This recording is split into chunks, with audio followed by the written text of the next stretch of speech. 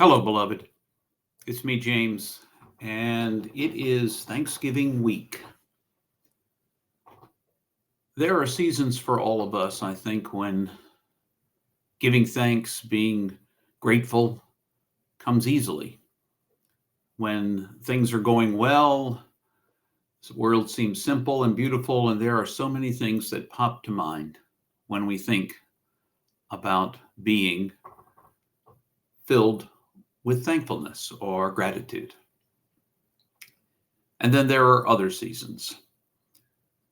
There are seasons when thankfulness doesn't come so easily, when the pain or the sadness or the frustration or anger or chaos or uncertainty of the world makes it feel almost impossible to say thanks in those moments. The moments when people tell us we ought to be thankful in all things. And we want to throttle those folks because perhaps they just don't understand. They don't see. And perhaps this season of Thanksgiving is just such a season for you. Perhaps it's somewhere in the middle. We're going to talk less about the middle than we are than the extremes. I've talked about gratitude practice before in the podcast and in other places about how to practice gratitude. But what do we do when gratitude is hard? I want to start by suggesting some things. The first thing I would suggest is be kind to yourself if you can't find it in yourself to be thankful. Recognize that there is something inside of you that is keeping you from feeling that sense of gratitude, and also recognize that gratitude is not something you have to achieve. It's not something that you need to compare with anybody else. Give yourself space to be where you are right now. Practice self-compassion. It's probably so much more important to practice self-compassion than gratitude, because self-compassion gives you space to be where you are right now, not to pretend like you're somewhere else. So give yourself some space to be in the midst of whatever you're in the midst of. The second thing I would suggest would be perhaps to sit with whatever it is that seems to be an obstruction for you. What is it that is blocking your sense of gratitude? Is there a way for you to spend time with it enough to recognize what the pain, anger, frustration, chaos, struggle, where that's coming from? What inside of you is feeling this? Because if you can sit with it long enough and name it, you can begin to see what's really going on inside of yourself. And in the end, knowing who you are and where you are is an important thing for yourself. It's just like that beginning with self-compassion, the willingness, the courage, and it takes a lot of courage to sit with those moments in our lives when we struggle, when we don't have the answers, when we cannot find it in ourselves to say with authenticity, thank you. Oh, we can say it. The words can come out of our mouths, but we can't mean it. Therefore, it's not really gratitude. Name that which is blocking you. Name that which is blocking you. Now, perhaps the third piece I would suggest in the midst of that, once you've been compassionate, giving yourself space to not feel thankful because it comes and goes, whatever's happening, after perhaps taking the time, the courage to sit with it and figure out what's going on. That third practice would be to see if you can't just let go a little bit. Release your grip on the thing that you're holding so tightly to, the pain, the fear, the uncertainty, whatever it is. Not completely let it go and just move forward, not conquer it, not beat it down, not win, not be victorious over it, but just see if you can loosen your grip on that thing that you're holding so tightly to, it really has become that it's holding to you. See if you can't release just a little of the pressure that you're holding so tightly to. Is it possible to do that in this moment, to let go? The last piece I would suggest to you grows out of these other ones. What would it be like to realize that struggling and doing self-care, offering yourself self-compassion, recognizing the value of your own life is a form of gratitude in itself? Practicing those first three things, recognizing, being compassionate with yourself, naming, and then struggling with at least loosening the grip, is a form of gratitude for the life you've been given. You are practicing gratitude, maybe not by naming 75 things for which you are deeply thankful, not even naming one thing that you are, but being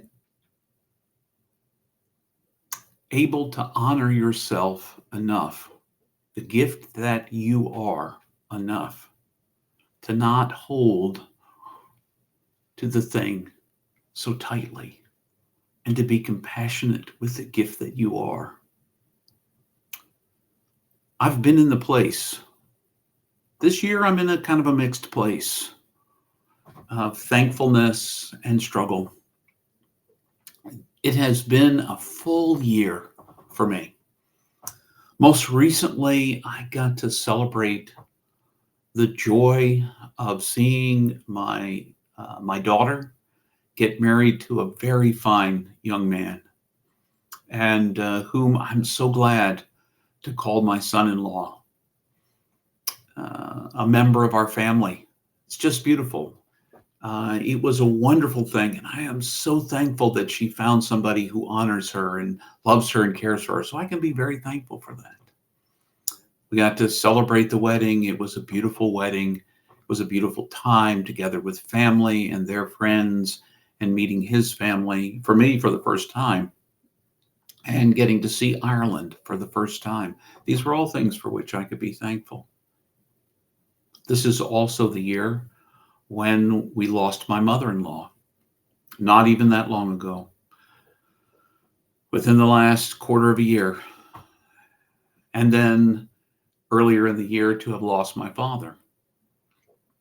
This is the first Thanksgiving without my dad, and the first Thanksgiving without Nanny around. And that makes it hard. That makes it hard. Just last year, Thanksgiving, we shared it with Dad. We saw Dad. It wasn't long after that that we saw my mother-in-law, Nanny. So there was a lot of change in my life. I went from one congregation that I had served for 33 years to a new congregation whose pastor they were still sad to see go because he had served them for 25 years. So I'm in a new place. I can be thankful for the new place. They've received me with such great love and kindness and appreciation for the difference in the gifts that we bring to the ministry. My good friend who was my predecessor and me.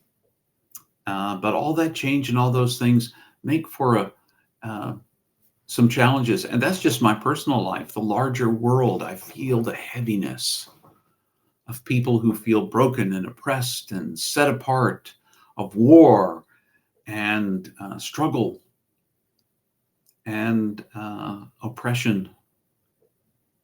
I feel that. And all those things come together. So for me, it is a mixed bag. It is a mixed bag. What to do with all of that? So I try to make it my daily practice. Um, Usually gratitude is my daily practice, but on and off during this year, there have been times when I could not honestly say thanks. I had to struggle with the impediments. I had to try to loosen my grip on the things that had hold of me and that I had hold of. So this isn't an easy answer for those of you who feel that gratitude is hard this year, or when you hit spots that gratitude is hard. All it is a word of encouragement. You're not alone in struggling at times to practice gratitude. And perhaps if you reframe it for yourself, you will see that actually taking yourself seriously, struggling to be compassionate with yourself, dealing with the issues that have a hold of you are a form of gratitude in themselves. That you're worth it, that you are a gift. As I always like to say in this podcast and in other places as well, you are infinitely precious and unconditionally loved for the gift you are. So am I. And in the midst of that, give yourself space to be where you are right now, because I'm thankful for you. Thanks for joining me on the podcast. If you think this would be helpful to someone you know who's struggling, please do share the podcast. I put this voice out into the world, hopefully as a word a positive word, an encouraging word, a word for those who are struggling to know that they're not alone. That's why I put it into the world. And I hope that it might offer you some consolation in the midst of whatever struggle you may be in. Thanks again for joining. Thanks for being with me here in the podcast and on the stream. I intend to stream it wherever you are, whenever you are. Thank you for being you. And when grace is hard, when thanks is hard, hang in there, my friend. Hang in there, my friend. Until the next time.